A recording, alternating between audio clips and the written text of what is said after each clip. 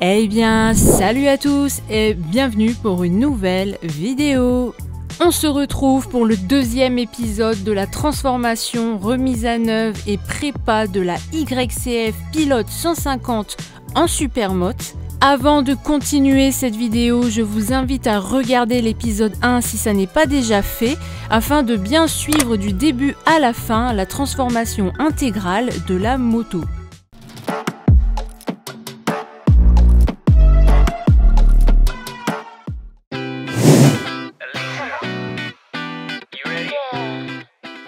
Je tiens juste à vous préciser que les démontages, remontages ne sont pas dans l'ordre. Par exemple, dans le premier épisode, vous voyez le changement du bras oscillant, alors que dans cet épisode 2, à certains moments, le bras oscillant n'est pas encore changé.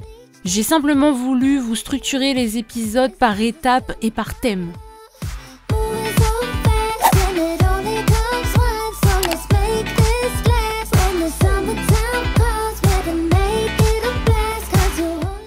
Au moment de dévisser le plateau, il m'est arrivé une petite mésaventure. J'ai pu voir que les personnes qui avaient auparavant déjà démonté le plateau ont totalement foiré les vis.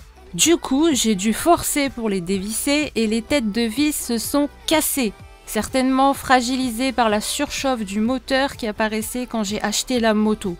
Il restait donc que les queues de vis coincées dans le carter. Mais pas de panique, il y a toujours une solution avec ce type d'incident. Et la solution est donc de venir percer des petits trous dans les morceaux de vis coincés pour ensuite venir les dévisser délicatement à l'aide d'un extracteur de vis. Et voilà, le tour est joué. Après m'être assuré qu'il n'y avait aucune limaille dans le carter, que tout était bien propre, j'ai pu remettre un tout nouveau plateau Racing cette fois-ci, ainsi que de tout nouveaux vis.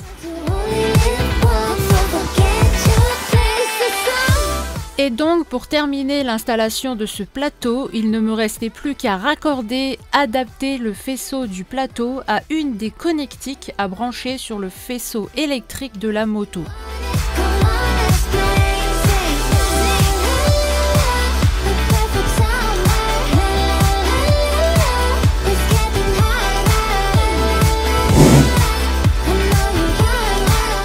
Je vous parlais juste avant d'une surchauffe moteur qui avait lieu lorsque j'ai eu la moto, et elle était d'ailleurs causée à cause de ce carburateur.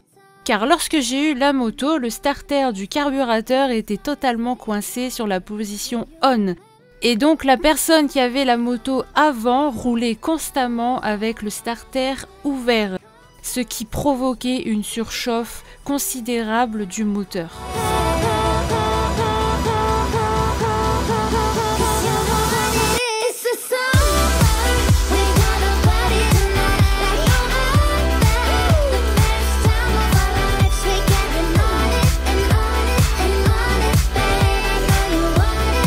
Et en fait, le moteur avait tellement chauffé que la totalité des joints étaient tous collés.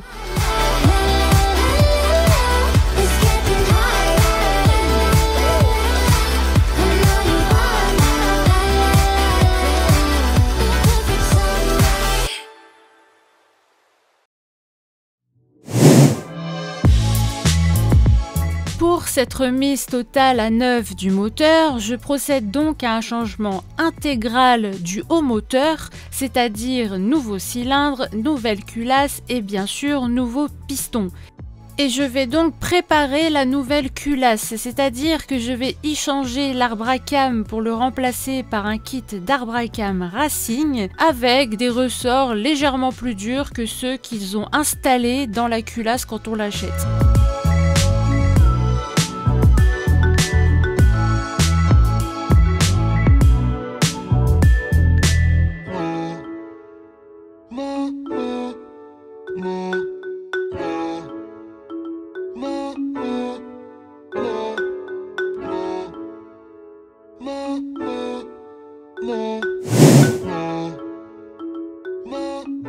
Attention, si vous êtes amené à changer de piston, à ne surtout pas oublier que les segments ont un ordre de montage, un alignement à avoir et également que le piston a un sens de montage.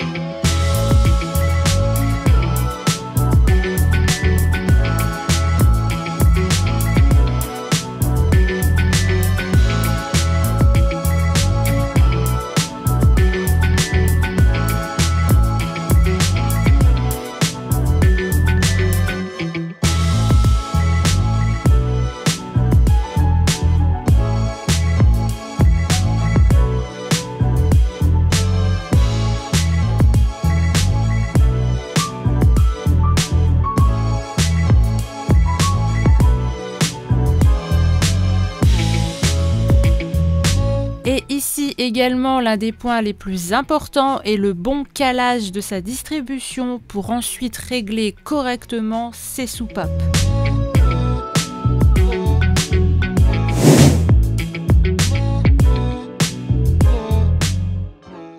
Alors, ici j'ai un petit compte à régler avec ce radiateur car je me suis totalement faite arnaquer. J'ai voulu mettre un petit radiateur et suis donc tombée sur celui-ci sur le site Mini-MX. Vous verrez dans la partie 3 que j'ai remis un autre radiateur, cette fois-ci de haute qualité et de la marque YCF. Et donc j'ai reçu ce radiateur qui en plus ne correspondait pas à la fiche produit du site Mini-MX car il ne ressemblait pas du tout à celui sur la photo et devait normalement être de la marque ASR. Mais bref, je l'ai reçu, je l'ai quand même gardé. Sauf qu'à peine installé, il fuyait totalement et les espèces de vis banjo se sont foirées dès le premier serrage. Et en faisant donc une petite recherche, je me suis rendu compte que ce radiateur était en réalité une merde chinoise trouvable sur Wish à 14 € et que Mini-MX le revendait au moment où je l'ai acheté 4 fois ce prix. Bref, j'ai tellement regretté de ne pas avoir pris le radiateur YCF directement, j'ai été très conne sur ce coup et j'ai donc réparé mon erreur par la suite.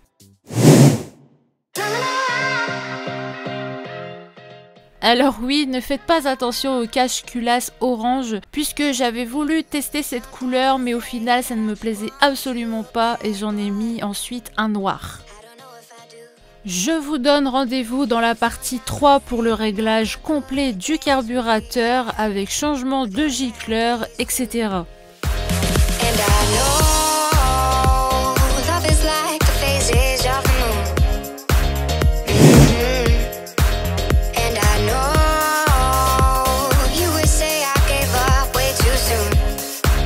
Comme je vous l'avais déjà dit dans l'épisode 1, rien n'est laissé au hasard. J'ai remis à neuf et upgradé la moto dans 90% de son intégralité.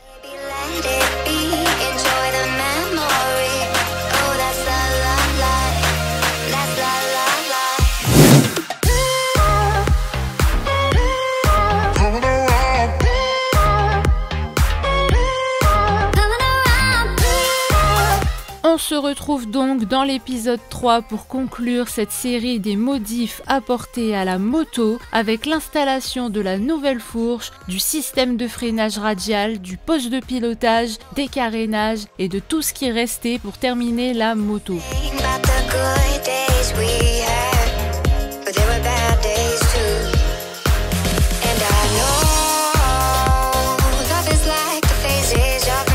J'espère donc que cette vidéo dédiée à la prépa moteur vous a plu. Surtout, n'oublie pas de t'abonner et d'activer la cloche pour ne pas rater la sortie de l'épisode final d'ici quelques jours.